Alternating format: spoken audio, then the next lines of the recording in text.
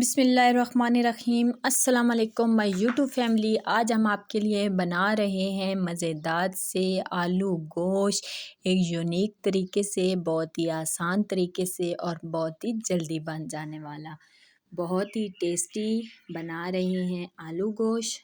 तो चले जी, हम आपको बताते हैं कि किस तरह हम बनाएंगे बहुत ही यूनिक तरीके से आलू गोश्त बनाने की बिल्कुल 5 मिनट की रेसिपी।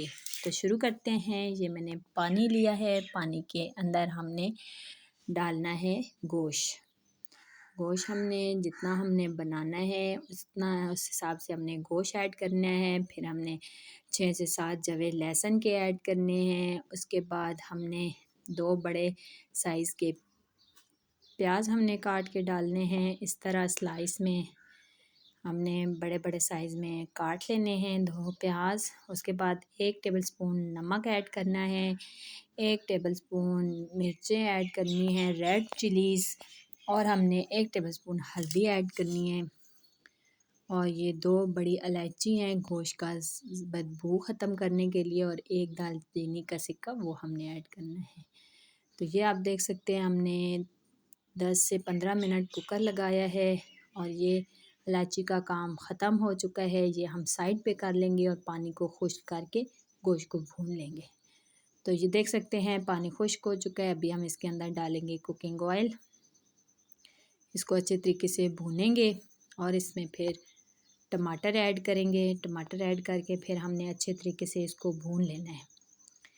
अच्छे तरीके से हमने इसको भूनना है। हमने तब तक इसको भूनना है जब तक गोश्त जो है वो घी अलहदा नहीं हो जाता गोश्त से। गोश्त बिल्कुल अच्छे तरीके से अंदर तक भून नहीं जाता, तो तब तक हमने करना है। और ये मैं इसके अंदर डाल रही हूँ ज़ीरा पाउडर और साथ ही मैं डाल रही हूँ धनिया पाउडर। तो ये देख सकते हैं अच्छे तरीके से गोश्त हमारा जो है वो भून चुका है, घी अलहदा हो चुका है। अभी हम इसके अंदर आलू ऐड करेंगे। आलू ऐड करके हमने इसको आलूओं को भी भून लेना है। 5 से 7 मिनट तक हमने इसको लगातार इसी तरीके से भूनना है ताकि अच्छे तरीके से ग्रेवी बन जाए। तो ये मैंने डाली हैं सब्ज़ मिर्चें चटखारेदार बनाने के लिए और टेस्टी बनाने के लिए। तो ये देख सकते हैं आप अच्छे तरीके से हमारा गोश्त जो है वो भून चुका है। हमने लगातार 7 से 8 मिनट तक इसको भूना है। अभी हम इसमें पानी ऐड करते हैं और दोबारा से इसको सिर्फ 2 मिनट के लिए कुकर लगा देंगे। 2 मिनट के लिए कुकर लगा के आलू गल जाएंगे और हमारी ग्रेवी भी तैयार हो जाएगी। ये देख सकते हैं आप मज़ेदार से हमारे जो आलू गोश्त तैयार हो चुका है। अभी हम इसको डिश आउट करते हैं। धनिया गार्निश के लिए धनिया डालते हैं और हम इसको थोड़ी देर रखते हैं ठंडा होने के लिए ताकि इसका घी हो जाए और फिर हम इसको डिश आउट करते हैं। तो ये जनाब देख सकते हैं हमारे मज़ेदार सी आलू गोश्त की रेसिपी तैयार हो चुकी है।